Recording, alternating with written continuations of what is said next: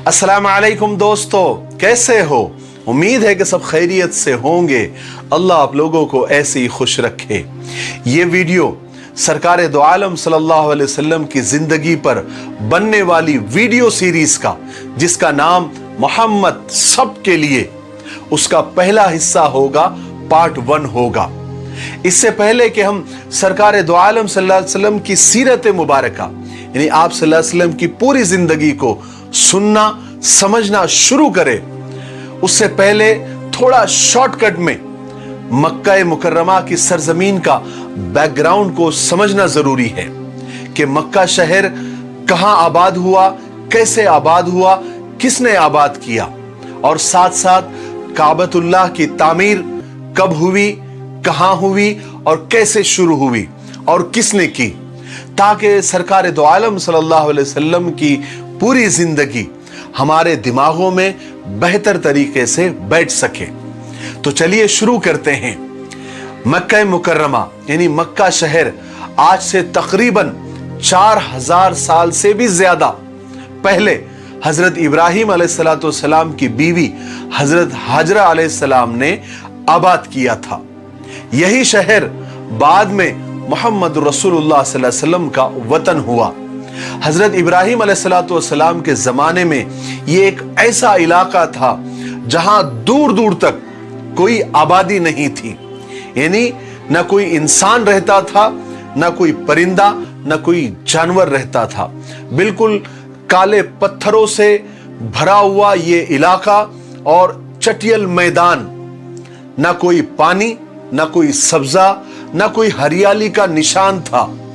मगर खुदा को इस सरजमीन को दुनिया में बढ़ाना था, इसलिए इस जमीन को आबाद करने का अल्लाह तबारक व तआला ने इरादा किया। उसने अपने दोस्त, अपने खलील, अपने प्यारे नबी हजरत इब्राहिम अलैहिस्सलाम को हुक्म दिया कि वो अपनी बीवी और अपने दूध पीते बच्चे को इस जमीन में पहुंचा दे। हजरत इब्राहिम अलैहिस्सलाम ने अल्लाह के हुक्म के आगे सर झुकाया और अपने बीवी बच्चों को इस वीरान और चटियल मैदान में पहुंचा दिया। अल्लाह के खलील यानी अल्लाह के दोस्त हजरत इब्राहिम अलैहिस्सलाम ने अपनी प्यारी बीवी और अपने मासूम बच्चे हजरत इस्माइल अलैहिस्सलाम को उस वीरान जगह पर अकेले छोड़कर चले गए। हजरत हाजरा अलैहिस्सलाम यहां पर हैरान और परेशान फिर रही थी। उनकी गोद में मासूम बच्चा भूख और प्यास से तड़प रहा था। अल्लाह ताला ने अपने फरिश्ते हजरत जिब्राइल अलैहिस्सलाम को भेजा। जिस जगह आज काबा है उसके करीब हजरत इस्माइल अलैहिस्सलाम जहां प्यास की वजह से अपनी एड़ियां रगड़ रहे थे, अल्लाह के हुक्म से वहां पर पानी का चश्मा उबल पड़ा। यही वो चश्मा है जो जमजम का कुआं कहलाता है। इस तरह खुदा ने इस सूखे और बंजर इलाके में पानी का इंतजाम कर दिया और हजरत हाजरा और उनका बेटा हजरत इस्माइल अलैहिस्सलाम यहां सब्र और सुकून के साथ रहने लग गए। फिर क्या था, यहां पानी को देखकर परिंदे आने शुरू हो गए। हर वक्त परिंदों के झुंड वहां पर उड़ने लगे। इत्तेफाक से उस जमाने में एक काफिला वहां से गुजर रहा था। वो काफिला एक कबीले का था। वो कबीले का नाम बनी जुरहुम था, जो पानी की तलाश में इधर उधर भटक रहा था। उसने परिंदों के झुंड को उड़ते हुए देखा तो समझ गए कि यहां कहीं पर पानी मौजूद है, और ढूंढते ढूंढते वो उस कुएं के पास पहुंच गए।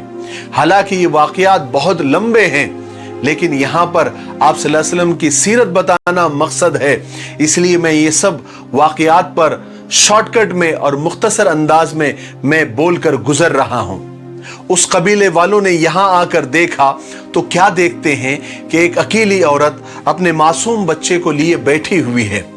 तो उन लोगों ने हजरत हाजरा के पास आकर उनसे यहां रहने की और पानी इस्तेमाल करने की इजाजत मांगी। हजरत हाजरा अपनी तन्हाई से घबराती थी। उन्होंने काफिले वालों को वहां रहने की इजाजत दे दी और इस तरह हजरत हाजरा के बाद पहली आबादी कबीले जुरहुम की वहां पर आबाद हुई। उसके बाद आहिस्ता आहिस्ता और भी लोग आकर वहां पर बसने लगे और देखते देखते ये जमीन का टुकड़ा जिसको तिहामा कहते थे एक छोटी सी बस्ती बन गई। हजरत हाजरा अलैहिस्सलाम को यहां रहते हुए पूरे 15 साल बीत गए। उनके बेटे हजरत इस्माइल अलैहिस्सलाम भी पूरे 15 साल के हो गए और एक दिन हजरत हाजरा अलैहिस्सलाम का इंतकाल हो गया, वो इस दुनिया से रुखसत हो गई। हजरत इस्माइल अलैहिस्सलाम ने अपनी माँ को जमजम के कुएं के करीब ही एक जगह दफन कर दिया। हजरत हाजरा अलैहिस्सलाम के इंतकाल के बाद हजरत इब्राहिम अलैहिस्सलाम मुल्क शाम से मक्का आए। अल्लाह तबारक व तआला ने उनको हुक्म दिया कि इस बस्ती में जिसको तिहामा कहते थे वहां पर काबे को तैयार करें जो खुदा का घर कहलाएगा। हजरत इब्राहिम अलैहिस्सलाम ने जब अपने बेटे से जब वो मुलाकात हुई, मिले, तो उनको ये बात बताई कि मुझे अल्लाह ने ये हुक्म दिया है कि मैं यहाँ पर एक घर बनाऊं जहां लोग खुदा की इबादत करें और तुम इस काम में मेरा हाथ बटाना। उसके बाद इब्राहिम अलैहिस्सलाम ने वो जगह बताई जहां पर आज काबा मौजूद है। हजरत इस्माइल अलैहिस्सलाम ने फौरन अपने बाप का हुक्म माना और तामीर के लिए पत्थर वगैरह इकट्ठा करना शुरू कर दिए और हजरत इब्राहिम अलैहिस्सलाम ने दीवारें बनाना शुरू कर दी और कुछ ही दिनों में काबा तैयार हो गया जहां पर लोग खुदा की इबादत करने भी लग गए। हजरत इब्राहिम अलैहिस्सलाम खुदा के बरगुज़ीदा रसूल थे। तमाम उम्र लोगों को खुदा की इबादत और सीधे रास्ते पर चलने की बात करते रहे और तबलीग करते रहे, लोगों को समझाते रहे। काबे की तामीर के बाद हजरत इब्राहिम अलैहिस्सलाम का भी इंतकाल हो गया और अल्लाह तबारक व तआला ने उनके बाद इस्माइल अलैहिस्सलाम को नबी बनाया। हजरत इस्माइल ने भी लोगों को खुदा के एक होने का पैगाम दिया और सही सही और सच्ची बात लोगों तक पहुंचाई। इस तरह मक्का में हजरत इस्माइल अलैहिस्सलाम का सच्चा मजहब फैलने लगा और अल्लाह तबारक व तआला ने लोगों के दिलों में अपने पाक घर की इज्जत और मोहब्बत डाल दी, यानी काबा की मोहब्बत डाल दी और बहुत जल्दी दूर दूर तक इसकी शोहरत हो गई, एडवर्टाइज हो गई। आखिरकार 100 साल तक लोगों को सीधा रास्ता बताने वाले हजरत इस्माइल अलैहिस्सलाम का भी इंतकाल हो गया। आपकी शादी चूंकि मक्का में ही हुई थी तो आपकी औलादी भी यहीं पर रहती थी। यहाँ तक कि आपकी औलादें इतनी बढ़ गई बाद में कि वो दूसरे शहरों में भी जाकर बसने लगी। मक्के वालों में बैतुल्लाह शरीफ के इंतजामात की बहुत अहमियत थी और बैतुल्लाह के इंतजामात करने वाले यानी ट्रस्टियान जो काबा थे वो हजरत इस्माइल अलैहिस्सलाम के ही खानदान के लोग थे। चूंकि वही लोग ट्रस्टी थे इसलिए काबे की चाबियां भी उन्हीं के पास होती थी। हजरत इस्माइल अलैहिस्सलाम की औलाद में अक्सर लोग खुदा को एक मानते थे और उसी आसमानी दीन पर वो चलते थे जो हजरत इस्माइल अलैहिस्सलाम लेकर आए थे।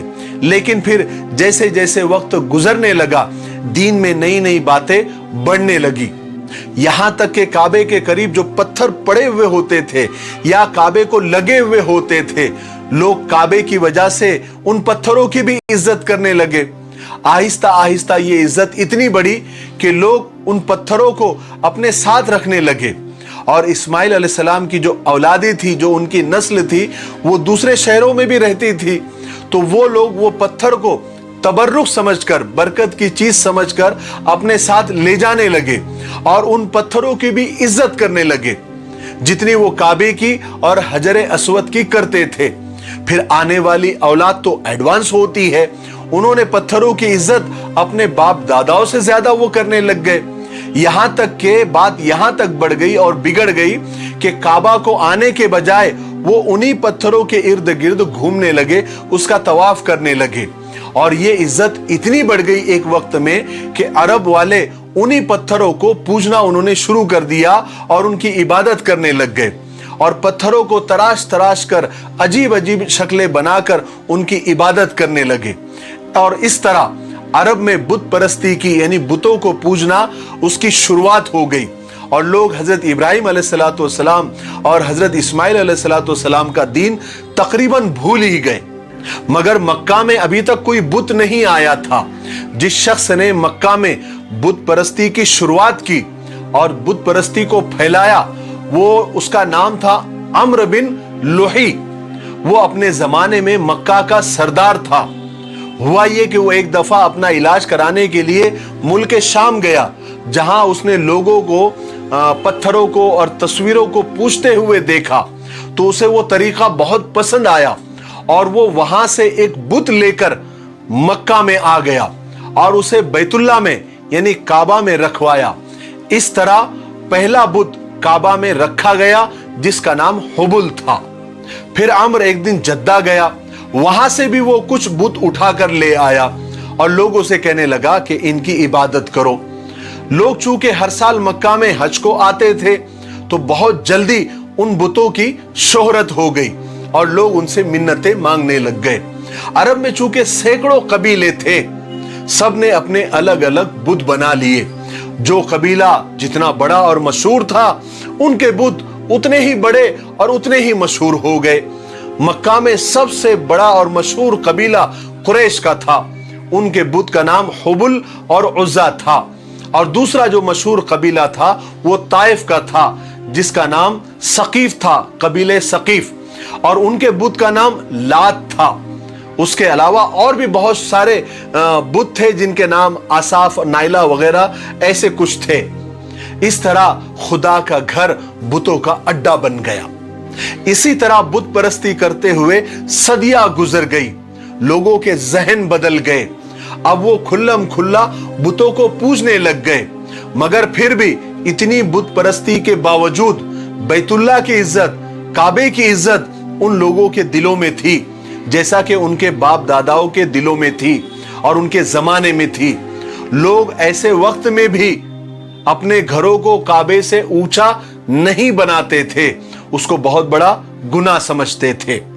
ये वीडियो अब काफी लंबा हो रहा है, इसलिए आज हम यहीं पर रुक जाते हैं। अब हम दूसरे हिस्से में आपको बताएंगे कि जमजम का कुआं कहां चला गया, उसको किसने बंद कर दिया, कब बंद कर दिया। अब तो लोग भूल भी गए थे कि यहां पर कोई कुआं भी था। वो कैसे मिला, किसने बताया। फिर हाथियों वाला किस्सा, जो अबाबिल वाला किस्सा था, जो कुरान पाक में भी मौजूद है। उसके बाद सरकार दो आलम सल्लल्लाहु अलैहि वसल्लम के पैदा होने से पहले अल्लाह तबारक व तआला ने कैसी निशानियां दुनिया को बताई थी, ये हम दूसरे हिस्से में आपको बताएंगे। तो हमने अल्हम्दुलिल्लाह हिम्मत करके ये सीरीज मोहम्मद सब के लिए शुरू कर दी है। हमने अपने वादे को पूरा करना शुरू कर दिया है। आप भी अपने वादे को पूरा करें और इस वीडियो को कम से कम 5 लोगों को आप जरूर शेयर करें। अगर आप ज्यादा शेयर करते हैं और ज्यादा लोगों तक बात पहुंचती है तो ये बात आपके लिए बाइसे सवाब होगी और सदक़े जारिया होगा। तब तक के लिए मेरे लिए और पूरी उम्मत के लिए खैर और भलाई की दुआ करते रहें। अस्सलामु अलैकुम व रहमतुल्लाहि व बरकातुहू। मोहम्मद सल्लल्लाहु अलैहि वसल्लम से अगर मोहब्बत है तो दोस्तों एक जो है लाइक और चैनल को सब्सक्राइब जरूर कर दे मेरा भाई, क्योंकि दूसरा चैनल को सब्सक्राइब करने के बाद आपको यह फ़ायदा मिला क्योंकि दूसरा पार्ट भी आएगा दोस्तों। तो वीडियो को ज़्यादा से ज़्यादा जो है ना शेयर करो। अस्सलामु अलैकुम व रहमतुल्लाहि व बरकातुहू।